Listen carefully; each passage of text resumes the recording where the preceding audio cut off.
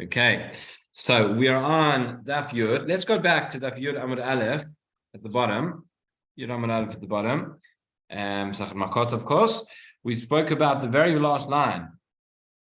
The very last line tells us, the quote from the Mishnah, Mechuvanot lahem hadrachim. In other words, we learned out already from the Psukim that there needs to be the Arei Miklat have to be accessible. You have to have roads going to them. You have to have the Gemara is going to explain now signs going to them as well, so that if somebody needs to go, remember, if somebody needs to go to the Arei Miklat, he's got the Goel Adam chasing him. He's got somebody who wants him dead, trying to get him, and we want to make it as easy as possible, as accessible as possible for this person to go and to escape the vengeance of the Goel Adam. So says the Gemara in the last line, last 5 words on Daf Yud Amud Aleph, Tanya, Rabbi Eliezer ben Yaakov Omer, ready over the page, Miklat haya katuv al parashat drachim, kadei shakil rotzeach v'yifneh lasham.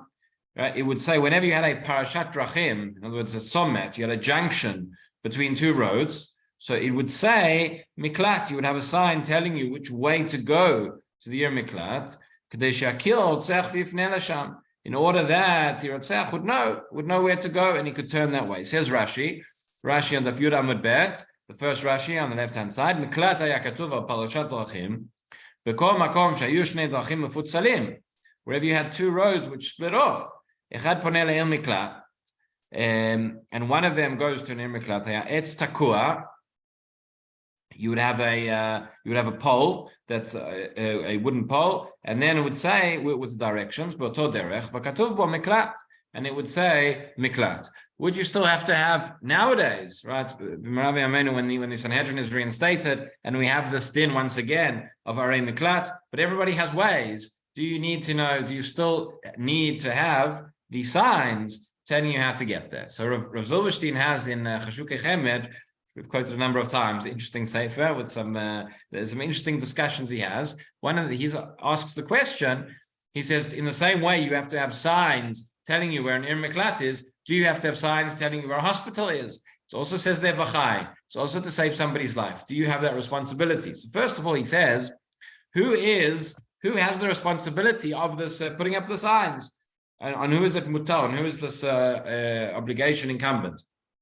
Seems to be that the obligation is incumbent on the Beit Din, not on every individual. Right? I don't have a mitzvah to put up a sign for an Arei Miklat, right? The Beit Din has that; they have the responsibility, and therefore it wouldn't seem to be on every individual. The question is asked. In fact, he says somebody's on their way to Mincha and they notice that the sign to the hospital has fallen down. Do they have to go and put it up? Do they have to stop? Do they have to lose out davening with a minyan in order to fulfill that? His conclusion, by the way, is no. He says also a hospital is different. We mentioned last time the question about the Talmud who was in hospital, wanted his Rav to come with him. He said it's like Galut, and you've got to come and give the shiur in hospital. Well, he said, no, these are special halachot which are learned out for an Arei Miklat. They wouldn't necessarily apply to other scenarios. He also says by hospital it's different, right? Maybe there's no sick person who needs to go there now. Maybe if they go, they'll go in an ambulance. He says maybe people have a machshir nivut, right? Which what we would call now, colloquial terms, ways.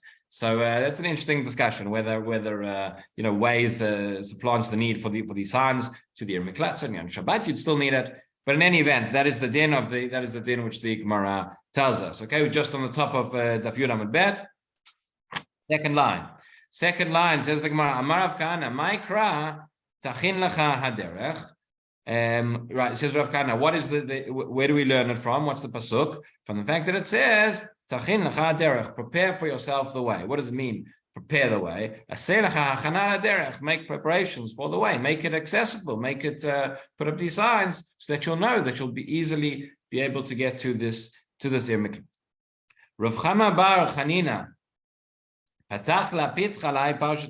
So we find this number of places the Gemara tells us that when certain Tanaim or Amoraim would teach a certain parsha, right, telling us they would open up, they would learn it, they would darshan it out from a certain pasuk. So it's telling us how some of the Chachamim would learn out which pasuk in the Torah they would use to darshan out the whole parsha of Arei Miklat.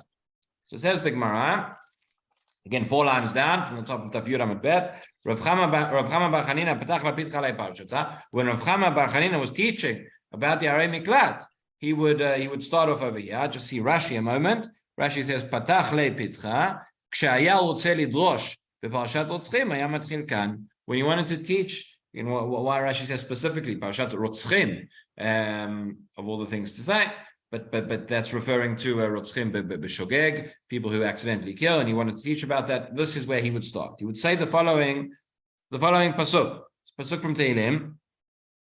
It says, Tov v'yashar Hashem, Tov v'yashar Hashem, al ken yareh chataim b'derech. It says, Tov v'yashar, good and just is Hashem, and therefore he will show yoreh chataim b'derech, meaning even for chataim, he will show them the way. He'll show them the right way, the right direction.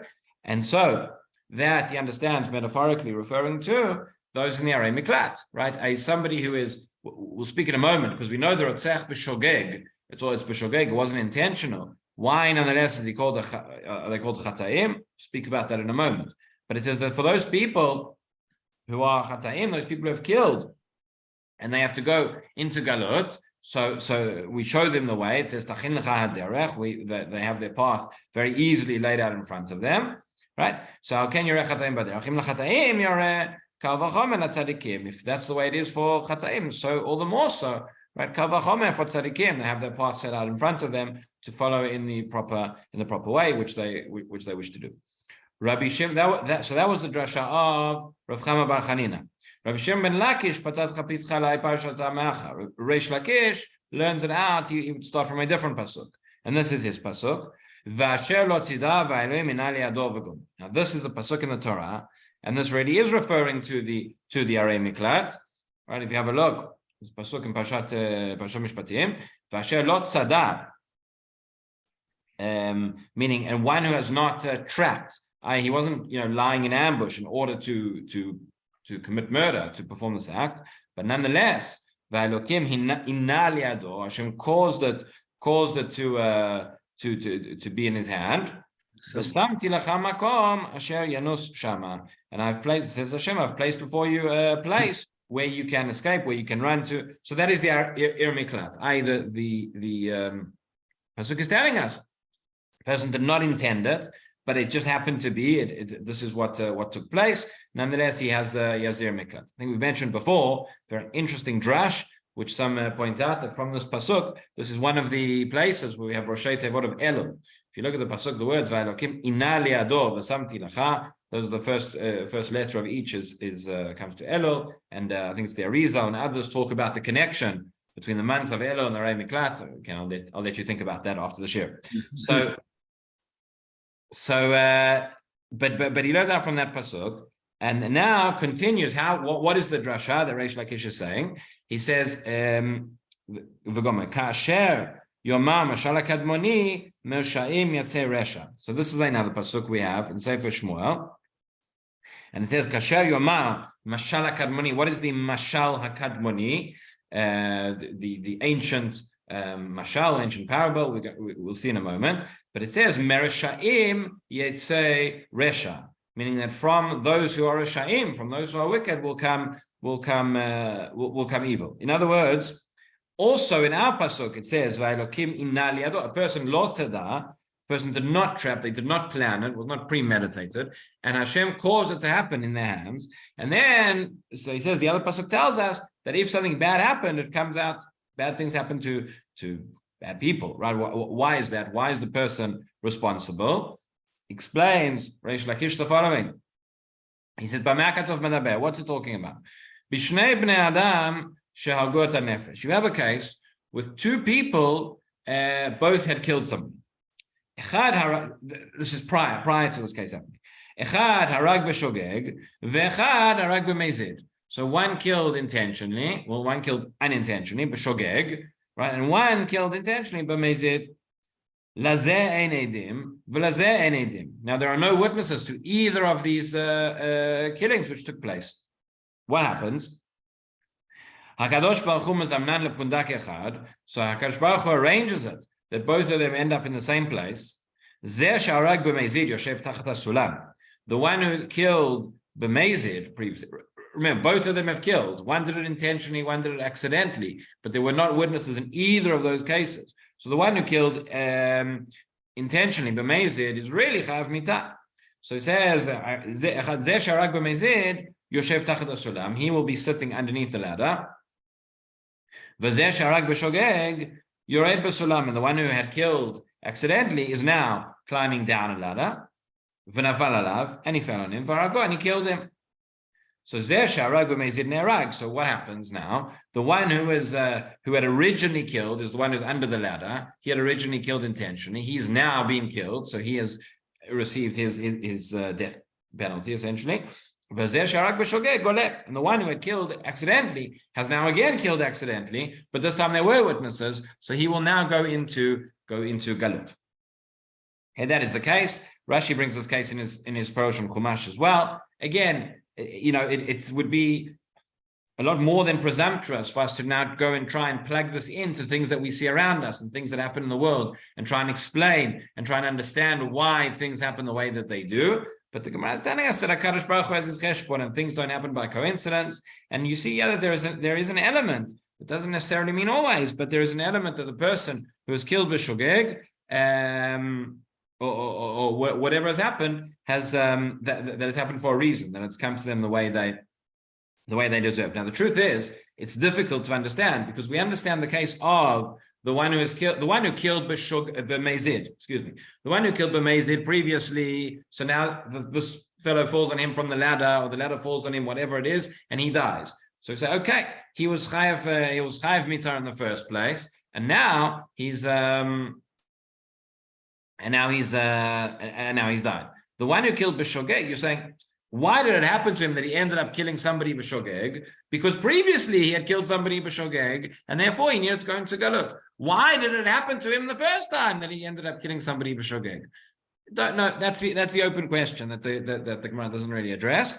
And the truth is, this Gemara we already saw. You remember on the previous daf Tosfot when we discussed the idea, we discussed at length of why there are 3 arei miklat in Ever HaYarden, the equivalent number. So the 3 arei miklat in Eretz Canaan. And we said because there are more rotzchim over there in Eretz HaGilad, and we asked the question, Tosfot implied the question, that rotzchim b'meizid is not a cause for more arei miklat.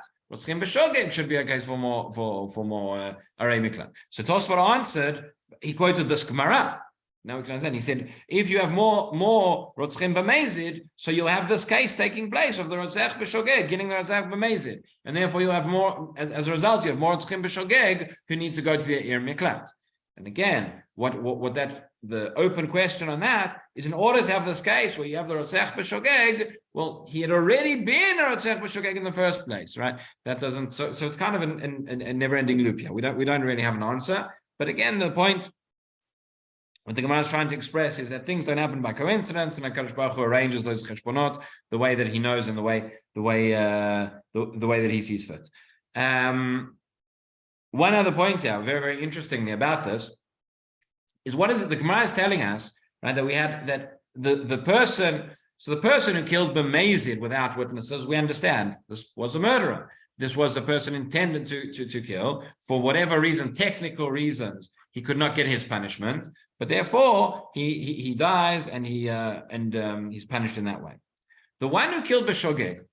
So we're saying originally he killed b'shogeg and there were no witnesses, but now it needs to happen that he should kill b'shogeg in front of witnesses so that he can go into galut, right? So that he can go into galut. Now, if the purpose of galut, one of the purposes we've seen, is in order to prevent this person from being, for him to get safety from the Goel Adam. Right? If the first time he killed somebody, there were no witnesses, so nobody knows that it was him, and nobody saw it. So there's no Goel, even if there is a Goel Adam, nobody knows that he did it, so nobody's going to come after him. Why does he need to go into Galut? Why does it need to be arranged that this should happen again, so that he'll end up going into Galut, so that there were witnesses? And this is the question which the Maharsha asks. The Maharsha asks this question over here, and he says, his answer is quite interesting. He says that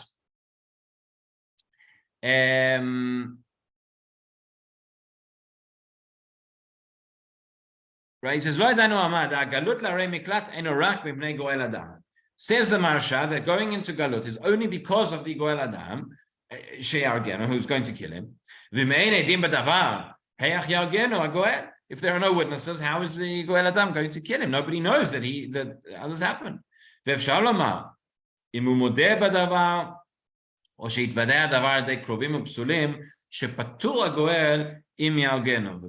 words, says the Marsha, maybe, remember, how do we judge that a person goes into Galut? There are witnesses who saw what happened. It comes before Beit Din. Beit Din says, okay, we accept the testimony. We see what happened. We see it was Shogeg. We're now sending you into Galut.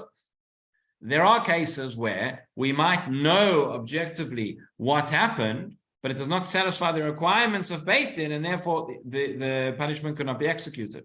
What are those cases? Says the Marsha, if he admitted to it, he came before Beit Din and he said, we have a principle in Adam Esimat Morasha that we're not going to accept the person's testimony in order to impose a punishment on him. In many cases, says the Marsha, that would apply over here. What if you had pasul witnesses? What if there were two krovim? Right, we discussed at length in the first parak, we learned about Edim Zomamim and different ideas about witnesses. You have two witnesses who are related to one another, or they're related to him. You can't have witnesses who are krovim, that is a gzerat hakatuv.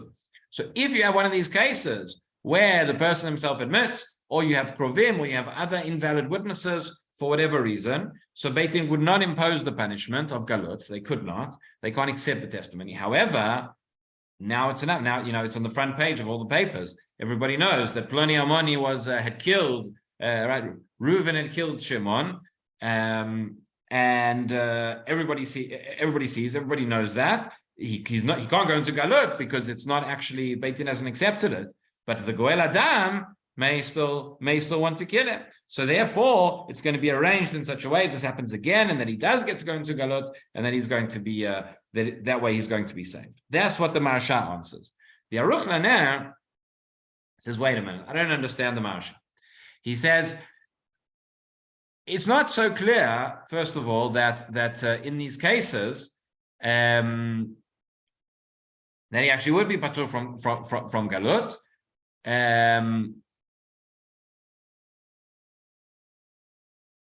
Right, he says that. Right, he says first of all, it might be different. We don't have a clear proof from the Gemara and perhaps from the Rishonim that in these cases galut wouldn't apply. Right, where Beit Din are coming and executing a punishment, whether they're executing chav mita or Makkot or whatever else, we know we need witnesses, etc.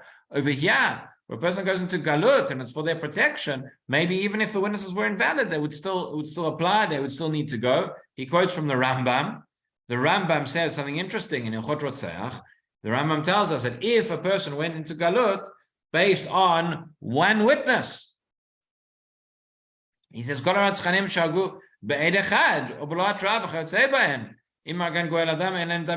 about what happens if the Goel Adam would try and attack somebody where there was only one witness to what had taken place. So therefore, says the Aruch LaNer, it's not so clear that the Marsha's case here would really be so that a person would not go into galut. But more than that, he says, I don't understand the Marsha's question in the first place. He says, who are you to say, what is this assumption that going into galut is only got to do with the Goel Adam? That's one of the reasons, but we've discussed already that there's another element of galut. It's not just about protection from the Goel Adam, but it's about kapara.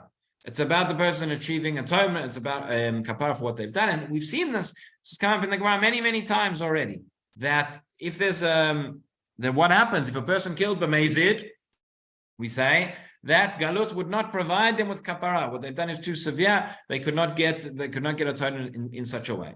And therefore, the Sefer Chinuch writes this explicitly, says that there are more than one purpose of going into the Yer Miklat. There is also for the idea of going and escaping retribution, of providing them protection from the Goel Adam, but it's also for the person who has sinned, the person has sinned in some way, and therefore this unintentional murder has taken place at their hands, but they would need atonement for that. The way they would need atonement for that is going into galut. So if there were no witnesses and it hasn't happened, maybe they just didn't want to go, maybe they can't go, but Kadosh Baruch Hu arranges this again. Interesting. So what's another takala should happen to him, meaning he should have to kill somebody else, and that way he should get galut. But either way, what we see from here is that the purpose of going into the Ir Miklat is not just limited to the fact that they're getting protection, but it's also the fact that it's going to bring them kapara based on what they've done. So says, so that is the machloket between the Maharsha and the Aruch LaNer explaining our Gemara. Let's just have a look at Rashi for a moment. Rashi on the left-hand side, again, the last Rashi of the wide lines on the top, says, Va'elokim minali ado, zeu shamara katuv. This is what the Torah is telling us. Kasher yomam mashal kadmoni mirshaim yatzer resha. This mashal kadmoni is from this means to tell us mirshaim yatzer resha. Mashal kadmoni Torah. What is mashal kadmoni? What does that mean? That is the Torah. Shehi mishal kadosh baruch hu, which comes from Hashem. Shehu kadmono shel olam, who preceded the world. He was one who was there from before the world. There's that expression kadmono shel olam. We find it in the Midrash with Avram and Lot.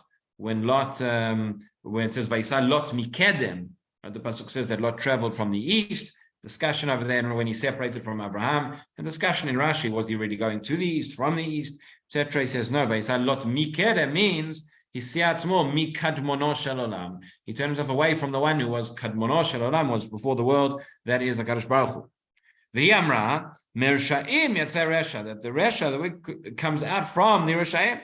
Ve'echan amra, where does it say that in the Torah? This is where it says it. Ve'alokim minali ado. How could it be? Where does it come from? Why does Hashem place a stumbling block in someone's hands to sin? The two of them were already Rishayim. The one, again, this is referring to the case where this accidental death takes place. This person coming down the ladder. Both of them have done something previously. The one who killed was already chayav galut. He's already killed somebody b'shogeg, but there were no witnesses. And therefore he did not go into exile. The one who was killed was actually chayav mita. There's no witnesses there either. And therefore he wasn't killed. Etc. As we have seen. Okay, so now let's continue. Just Rashi, the next Rashi says, what's that talking about? He says, Nofel alav vergo. This person falls from the ladder, he falls into the other one and kills him. The yesh edim, and this time there are witnesses. The galei kocho, and he has to go into galut. But maybe Rashi is addressing the implicit question here, which is, why didn't he go into galut the first time? Okay, there were no witnesses, but if he wanted to, he could go into the Ir Miklat. Seemingly, he did not want to go into the Ir Miklat. Yeah, maybe he doesn't want to go either. Right? Again, a person has to get up, leave, move where they live, go into exile. Not so simple. But he says, yeah, you got alcohol. He doesn't have to. He has no choice. And again, in a sense, HaKadosh Baruch Hu is doing a chesed with him in that he gets his kapara, which he would not have gotten otherwise. Okay, so now we're on the first of the wide lines in the Gemara. First, the wide lines of the Yudam and Bet. Towards the end of the line, says the Gemara as follows: Amar Rabba Barav Huna Amar Rav Huna, V'Amri La Amar Rav Huna. Okay, so the statement is said in the name of Rav Huna, either in the name of Rav Huna or said by Rav Huna himself. Amar Rav Elazar, Min Torah u'min Anviyim u'min Aktuvim. We have a proof that's found in all three, in the Torah, in the Nevi'im, and in the Ketuvim. We have a principle which we learn out. What is the principle? And this is quite famous, which learned out from the parasha of Balak regarding Bilam. It says, "B'derech she'adam rotzeh lelech, ba molichin oto." In the path in which a person wants to go, that is the path in which he will be led down. Right? We've just been discussing that certain things happen, that HaKadosh Baruch Hu brings things in front of a person, right? And things happen by accident. It wasn't my fault, it wasn't my responsibility, but nonetheless, why did it happen in that way? So says and it's such a fundamental principle that it's learned out in the three different sections of Tanakh. The Mepharshim discuss here why it needs to be learned 3 times. What is the difference between those 3 sections? But in any event, what the Torah and what the Tanakh is teaching us is that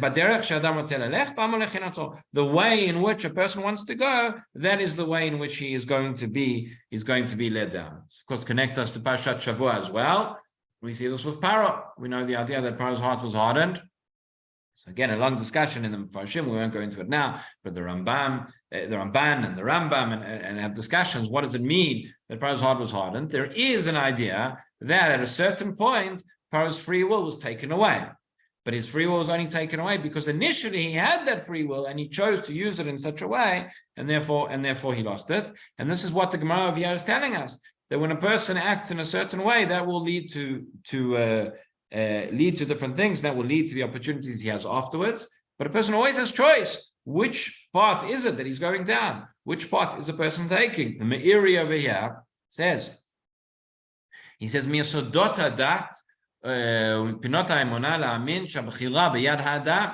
of the fundamentals of our faith, is to believe that a person has free will, to do bad or to do good. It's not going to happen. Don't be fatalistic and deterministic about it, to say that it just happens. There's a gzera milamala, whether things are going to be good or bad.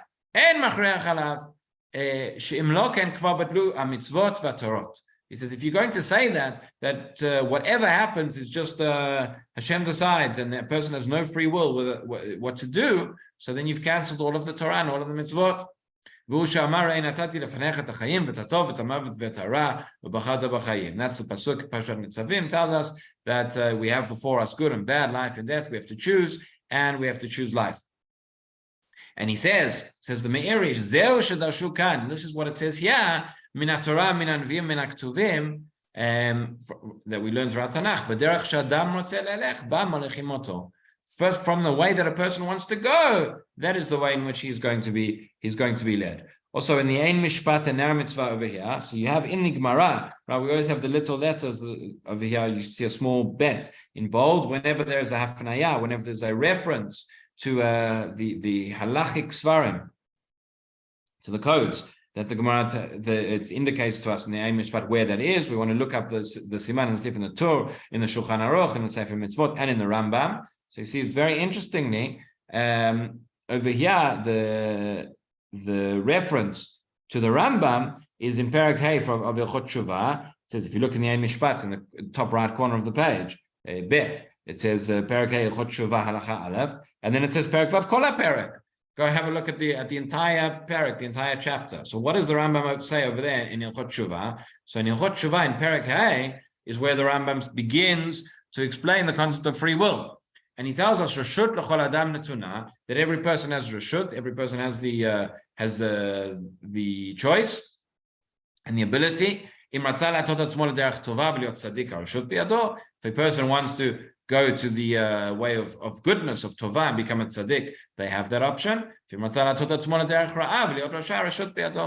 a person wants to go and become a rasha, that is in their hands. Certain things are not in our hands. Whether a person is going to be, what level of wealth they're going to have, and what level of intelligence, and all sorts of certain characteristics and character traits, which the Gemara tells us in other places that it's all decided maybe before a person's born. But comes to moral decisions, tovara, that is your decision, and nobody else can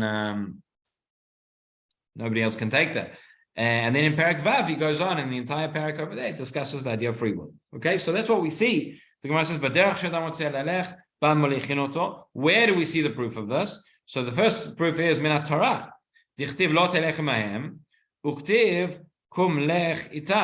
Right, 4 lines down from the wide lines in the Gemara. This is regarding Bilam. Right? HaKadosh Baruch Hu says to Bilam, he says, don't go with them. Balak sends his messengers, he says, come with us and curse the Jewish people. Initially, Bilam asks, and he's told not to go with them. And then afterwards it says, it says, go with them. So what do you mean? How can you go with them? He says, no, if a person really, really wants to go, he decided, and that's why HaKadosh Baruch Hu allowed it for him to happen. That is from the Torah. Min Anviim, from the Nevi'im, dichtiv, ani Hashem Elokecha melamedcha leho'il, madrichecha baderech telech. So there we have the pasuk in the Navi that tells us, I am Hashem, right? Or ill. In other words, I will teach you and I will provide for you the things which are going to leho'il, which are going to be for your toilet, which are going to be for your benefit. But nonetheless, madrichecha b'derech telech. I'll guide you in the way that you go. In other words, whichever way you go, even if it's not your benefit, but that's if that's what you choose, that's the way it will. That's the way that it will be. Says Rashi, b'derech telech, b'derech asher tivcha lelech. The way that you will choose. That you will choose to go. So that is from the Navi. That is in the pasuk in Yeshayahu. And then Min HaKtuvim, we have a pasuk from Mishlei. What does the pasuk in Ktuvim say? Min HaKtuvim dichtiv im laletzim uyalitz v'la'anavim yiten chen. In other words, leitzim are scorners or scoffers. If a person decides to be with to go in that path, so that's what he'll be able to do. Says Rashi, im laletzim. A person wants to associate himself with scoffers and with company of the wrong, acting in that sort of nature. Hu yalitz, so it will be possible for him, and that's the way he'll act. And HaKadosh Baruch Hu won't stop him. Ein makvin bi'ado. However, if you're going to be with anavim, with humble people, yitin chen, Hashem will give you chen, will give you the opportunity to do that as well. So those are the three sources from the Torah, from the Nevi'im, and from the Ktuvim. That in the way a person wants to go, but derech sheba adam rotzeh lalech ba molichin oto. Maharsha points out over here as well. Why does it say molichin oto, that he is led? Why does it not say HaKadosh Baruch Hu molich oto, that Hashem guides him? Who is guiding him? So he says that it's related to perhaps, I don't know if it's related to the word necessarily, but molichin is related to the malachim. He says that there are malachim when a person acts in a certain way. There are malachim that are created from his acts, from his thoughts, from his deeds. And a person does mitzvot, he creates good malachim. A person does averot, he creates bad malachim. And those are the ones who accompany him and guide him in the way that he has started to go for good or for bad. Continues the Gemara. Going back now to the drashot relating to the Ir Miklat. So it says, Amar Rav Huna. Continuing with Rav Huna again, about 6 lines down from the wide lines, halfway through. Amar Rav Huna, Rotzeach shegala le'ir miklat u'metza'o goel adam v'arago patur. A rotzeach, a person who is now going into galut, who is going to the ir miklat, and the goel adam found him and killed him. The goel adam is patur. Okay, what is the situation that we're talking about? Seemingly, so we're talking about he is on the way to the Ir Miklat. He's on the path, and while he's there, before he's got, so this is seemingly talking about after he's already been to Beit Din, and they've discussed it, and it's been ruled that he needs to go into Galut. He's on his way into Galut. If the Goel Adam would find him then and he would kill him, it says he is patur. So not that he can do it, not that he should do it, but that the Goel Adam would be exempt from punishment. How do we learn this out? So it's going to depend on how we learn the pasuk. He says kasavar v'lo ein mishpat mavet v'goel adam hu dichtiv. Have a look at this pasuk. This is the pasuk dealing with the situation of the Ir Miklat. Says the Torah, Pen Yudov goel adam achrei harotzeach. After the Torah tells us why the Rotzeach has to go into the Ir Miklat. It says, Pen Yudov, in order that the Goel Adam should not chase him. Ki echam levavo v'hisigo. Right, he's going to run after him and he's going to chase him, he's going to reach him. Ki yirbeh derech v'hikau nefesh, and along the way he's going to hikau nefesh, going to kill him. V'lo en mishpat mavet. Now, there is not going to be a mishpat mavet, meaning he's not going to be judged for the death penalty.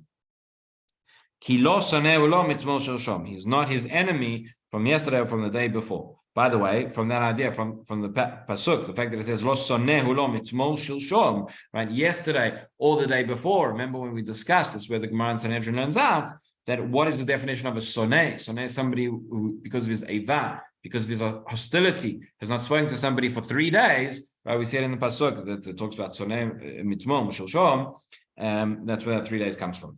But so we know that the whole din of the Rotzech B'Shogeg, of Ir Miklat, is only going to apply to somebody who is not a soneh.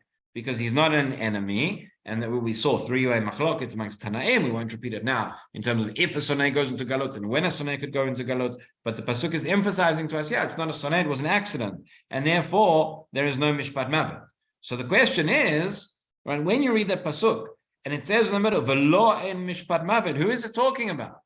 Who is it talking about? So one way of reading, a simple way, might be to say everything here is talking about the Rotzeach. It's saying the Goel Adam.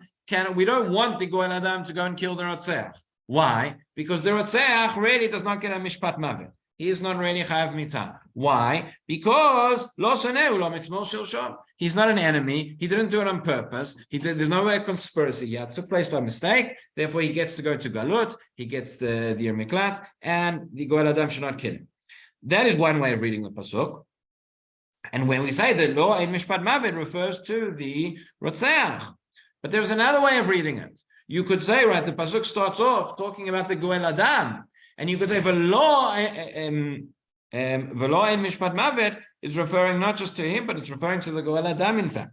So let's have a look at the Gemara again and see what it's saying. And it would be telling you that if the Goel Adam was to go, right, he's running away so that he is not killed by the Goel Adam. But if the Goel Adam was to kill him on the way, lo en mishpat mavet, he would not have a mishpat mavet. He would not be chayav mitah now. He would still be patur. Again, patur means exempt, means there's no chayav mitah, means it's not, doesn't mean he's meant to do it.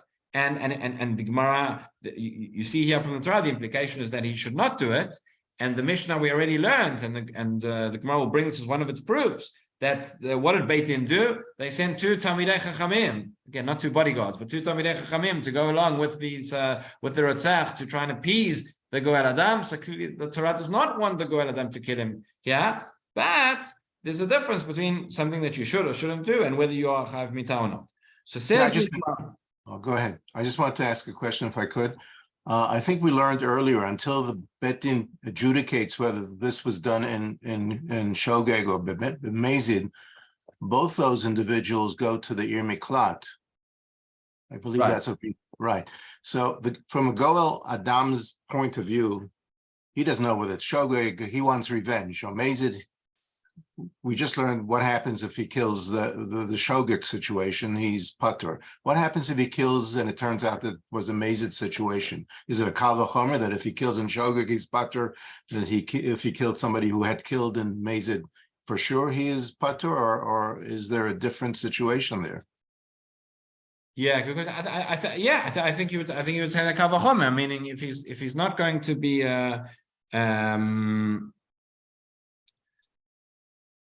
meaning if it turns out that it was that it was shogeg, and we say over there that he's going to be patur. So if it was amazing, so all the more so. There wouldn't be a reason to say that there he would be punished more severely.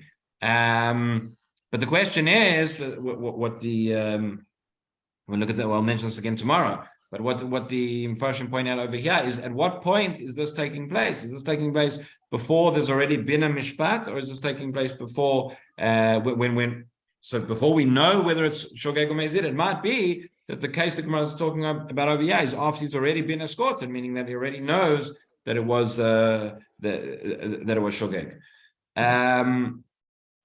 But we're going to see it's actually a machloket tanaim in terms of what the Machlokes Amoraim and Machlokes Tanaim in terms of what the din is going to be over here, in terms of how we learn the pasuk. Let's just see quickly from the pasuk, and with that will end. It says Amar Rav Huna, Rotzeach shegala le'im miklat matzao goel adam ve'arago patur kasavar v'lo ein mishpat mavet begoel adam udichtiv. Rav Huna understands that in the pasuk when it says lo en mishpat mavet, that's referring to the Goel Adam, and therefore, if the Goel Adam would kill him, he would be patur. That according to his reading is explicit in the pasuk. So then it says the Gemara Meitivei, challenge against Rav Huna, v'lo en mishpat mavet b'rotzeach hakatuv medaber. So what do you mean when it says lo en mishpat mavet? The simple reading, when we read the pasuk, we understood that it's referring to the Rotzeach himself.